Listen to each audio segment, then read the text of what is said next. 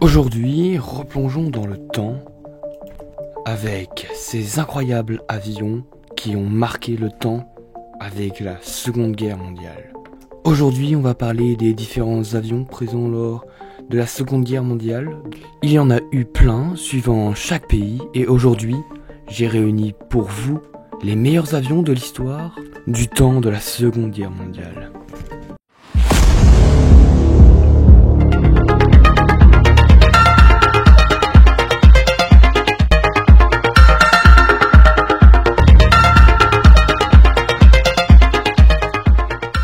On est parti direct avec cette incroyable vidéo. En effet, ce sujet est assez passionnant et intéressant, car il y a eu tout simplement tellement d'avions, et chaque pays utilisait différents avions, par exemple avec des bombardiers, avec des avions de transport ou même des avions d'attaque au sol, ou des chasseurs, des avions d'observation, etc. Parlons pour commencer des quelques avions français. Alors à cette époque, l'aviation française avait déjà bien évolué, avec des assez modernes, des avions qui étaient déjà assez bien développés, comparés à d'autres pays, grâce par exemple aux pionniers de l'aviation, comme avec Louis Blériot.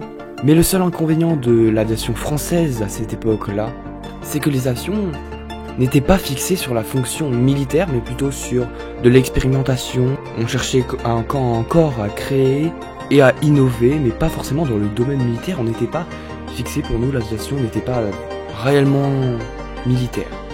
Donc nous possédons très peu de réelles forces militaires du côté de l'aviation, mais il y en a quand même quelques-uns. Donc premièrement, commençons avec l'avion le Blériot SPAD 510, qui était utilisé dès l'entre-deux-guerres en fait, et bien sûr pendant la Seconde Guerre mondiale aussi. C'était un avion biplan, plus précisément un chasseur biplan de l'armée de l'air française. Il était utilisé aussi lors de la Première Guerre mondiale, mais un peu moins, et visuellement, il se rapproche plus de cette époque-là. En fait, il est le moins moderne des avions français. Il appartient à une version plus vieille comparée à sa génération. Comparé par exemple au Morane Saulnier MS 406, alors lui il est très célèbre et très connu pour la Seconde Guerre mondiale, on va voir pourquoi, qui lui fait partie des avions les plus modernes à cette époque-ci en fait. Il établit d'ailleurs des records français de vitesse. À la base c'est un avion français bien sûr, il a été créé par la France, mais d'autres pays comme l'Allemagne et de nombreux autres pays d'ailleurs l'adoptent également à leur avion et à leur aviation militaire. Il y a eu beaucoup et quelques dérivés et variantes de cet avion, donc c'est vraiment un avion indispensable de cette Seconde Guerre mondiale. C'est vraiment le plus répandu, celui qu'on pense directement quand on entend l'aviation de la Seconde Guerre mondiale, puisque vraiment c'était lui qui était majoritairement utilisé dans les combats aériens, etc. Donc c'est assez intéressant de se dire que cet avion a été utilisé par énormément de pays et par beaucoup de pays dans cette guerre. C'est un point assez positif pour la France, pour contrer le fait que leur aviation militaire ne soit pas si bien développée que ça. Eh bien, ils offrent des avions militaires bien performants, mais en moins grande quantité.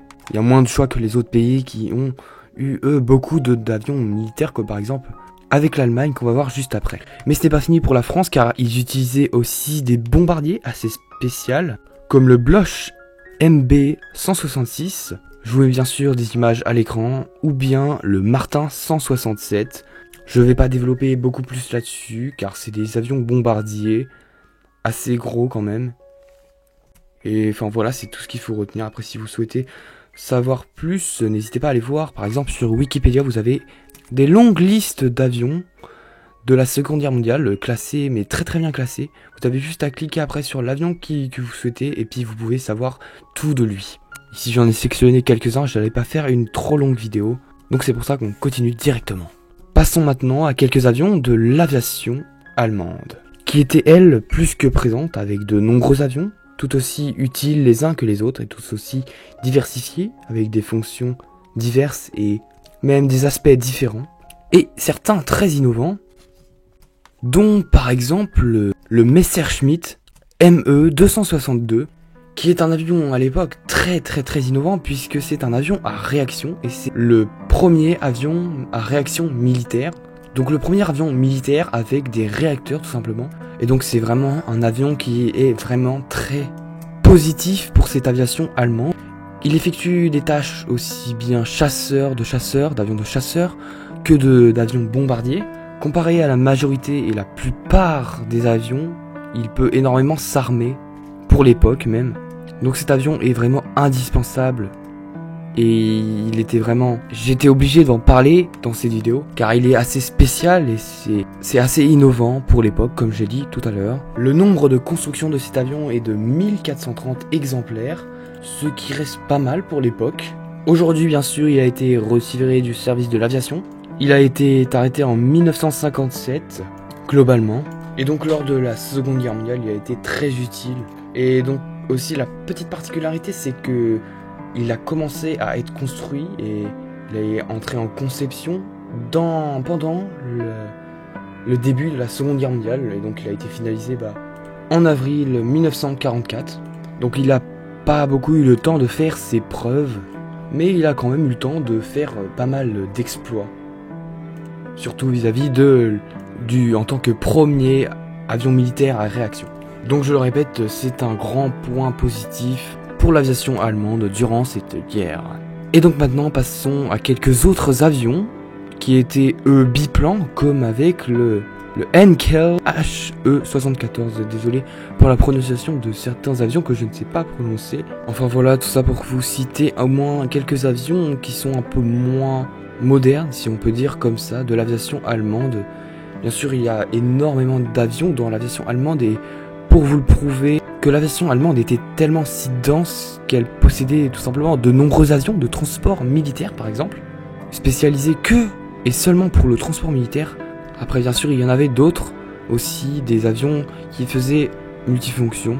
Et donc comme avion de transport militaire, on a le Junkers G38 ou le ME-323, bien sûr, je vous mets toujours des images, c'est assez intéressant de revoir un petit peu des petites anciennes images de cette époque-là, avec des beaux avions, quand même assez incroyables. Il faut se le dire, il y en a certains, ils sont assez cool. Et également, l'aviation allemande contenait également de nombreux bombardiers, et bien évidemment aussi des avions d'attaque au sol. Vraiment, il y en avait énormément, je vais pas tous les citer. Parlons maintenant un petit peu de l'aviation britannique et on terminera sur cette aviation, sur ce pays. Car lors de cette époque, il y avait également de nombreux avions dans cette aviation, notamment avec la Royal Air Force. Et donc lors de cette époque, on avait le Vickers Wellesley, qui est un avion d'attaque au sol. Donc on peut également dire que c'est un bombardier léger, permettant d'attaquer des points plus précis que les gros bombardiers qu'on voit. Et donc c'est une fonction bien présente lors de cette guerre, les bombardiers attaqués par le ciel avec des bombardements et des grosses bombes. Ça a été tout simplement l'un des principaux points stratégiques.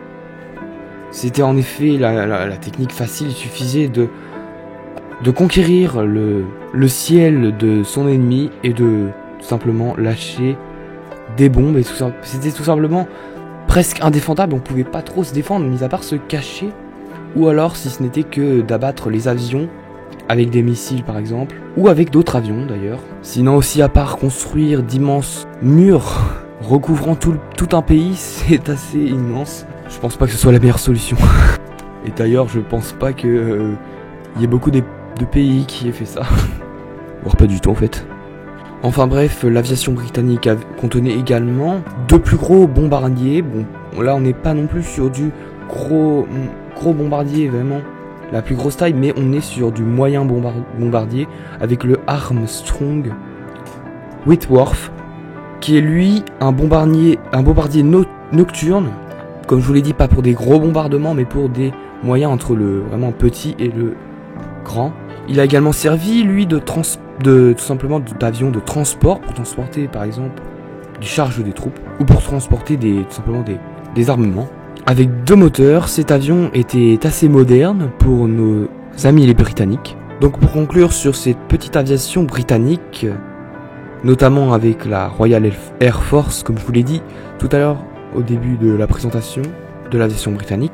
Eh bien, cette aviation britannique, au début, avant la Première Guerre mondiale même, ils étaient un peu dans le cas de la France, mais eux, c'était plutôt du côté, ils n'avaient pas beaucoup développé leur côté aviation. Ils ont ainsi utilisé plusieurs avions ne venant pas de Britanniques, comme par exemple des avions de la France, comme avec le Morane MS-406 que je vous ai cité tout à l'heure.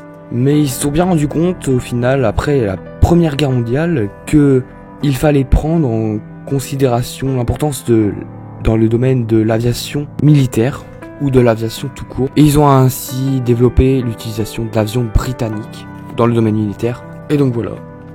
Et donc pour conclure, on peut dire que durant la Seconde Guerre mondiale, l'aviation était un domaine indispensable avec des batailles aériennes exceptionnelles, des bombardements stratégiques qui ont eu un réel gros impact sur par exemple l'issue de cette guerre et de ces combats. Et donc la Seconde Guerre mondiale aura permis à l'aviation d'être un boost et donc de ainsi pouvoir innover dans de nouvelles technologies. Et donc c'est la fin de cette vidéo. Voilà. Je vais repartir dans mon petit coin, préparer une prochaine vidéo. Et nous on se retrouve la semaine prochaine pour que je vous partage un nouveau sujet sur l'espace cette fois-ci. Allez, à la prochaine.